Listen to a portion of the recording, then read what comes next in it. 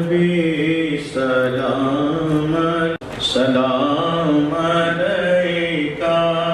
یا حبیب سلام علیکہ، صلوات اللہ علیکہ، یا حبیب سلام علیکہ، رحمتوں کے تاج والے۔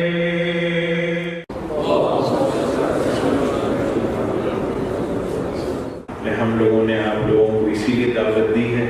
کہ آپ لوگ کثیر تعداد میں اپنے اپنے علاقوں سے لوگوں کو جمع کریں، جمع کر کر بڑا اجلاس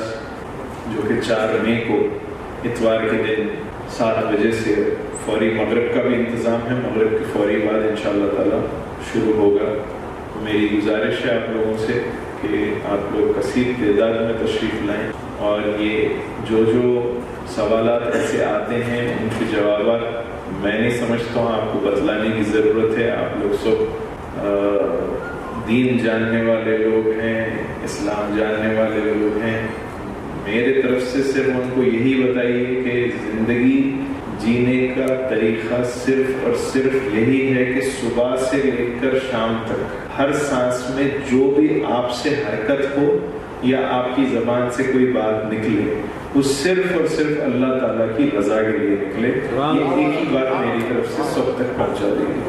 میں اور زیادہ وقت نہیں لوں گا۔ آپ سب سے یہی آخر میں پھر سے گزارش ہے کہ تعداد میں آئیں۔ بہت سارے باہر سے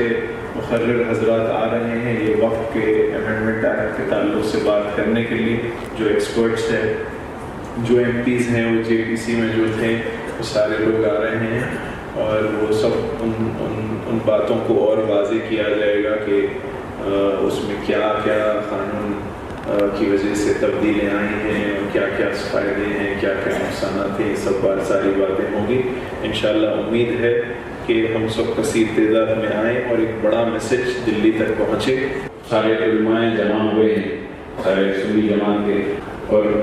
انہوں نے جب آواز دی ہے تو ہر فرقے کے لوگ بھی اس پہ لبیک کہہ کر ان کے آواز پر سب جڑے۔ تو میں سمجھتا ہوں کہ ہمارے لوگوں میں اس کا شعور زیادہ آنا چاہیے، کیونکہ جب سجائے صاحب کے بلانے پر پورا شہر ایک ہوا، پھر پورا اسٹیٹ الحمدللہ ایک ہو رہا ہے، تو میں سمجھتا ہوں ہمارے ہر مسلمان کا یہ فریضہ ہے۔ آپ لوگ مسجدوں میں، ہر مسجد میں ایک چھوٹی سی رائے ہے، ہر مسجد کے آپ لوگوں کے ایریاز میں جو ہے بڑے بڑے لوگ رہتے ہیں جس کا اچھا دبدبہ رہتا ہے وہ ایریا میں، تو میں چاہتا ہوں کہ آپ وہ لوگوں کو لے کر ایک ایسا مشورہ کی اجلاس رکھیں یا میٹنگ اس کے کریں جس سے یہ بالکل یہ جلسے کا فائدہ ہو۔ اور ایک شعر عرض کیا تھا میں تھوڑے دن پہلے، کافی لوگ جو ہے دعائیں کرتے ہیں، تو علامہ اقبال کا اس پہ ایک شعر ہے، بیچ کر اپنی تلواریں مسلمانوں نے مسلح خرید دیے ہیں، عزت و آبرو لٹتی گئی اور ہم صرف دعائیں کرتے رہے۔ تو اب وقت ہمارا ایک ہو کر آواز اٹھانا ہے، اور جب بھی انشاءاللہ تعالیٰ ایسا کوئی واقعہ آئے گا کہ اتنے سال میں صرف اور صرف مسلمانوں کے خلاف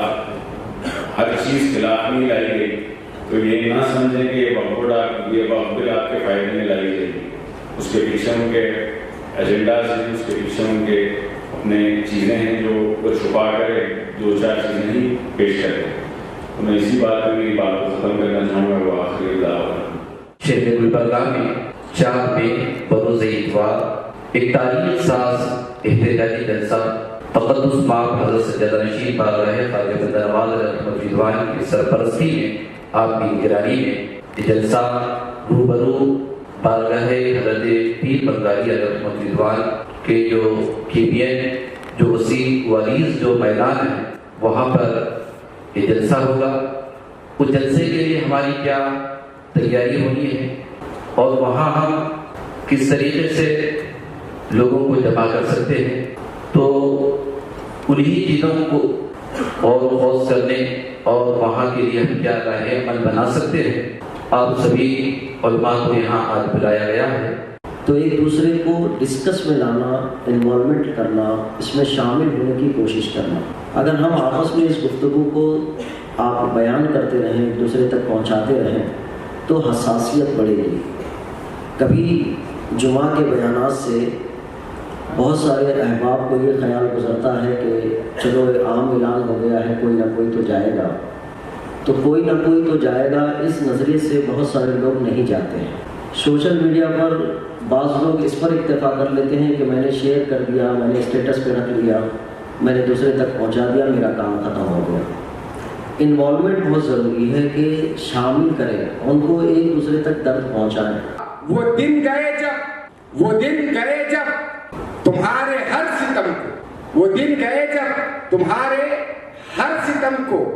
ادائے محبوب کہہ کے خوش تھے، وہ دن گئے جب تمہارے ہر ستم کو ادائے محبوب کہہ کے خوش تھے، اب اٹھی اگر ایک اینٹ ہم پر، پتھر اس کا جواب ہوگا، تو پتھر اس کا جواب ہوگا۔ محترم حاضرین، مکرم سامعین، ہم کو ہر اعتبار سے کام کرنا ہے، ذہنی اعتبار سے بھی، جذبات سے بھی، علمی اعتبار سے بھی، ہر ماحول میں ہمیں کام کرنے کی ضرورت ہے۔ اور ابھی مولانا بتا رہے تھے، آپ کو بتاؤں، ہم سوشل میڈیا پہ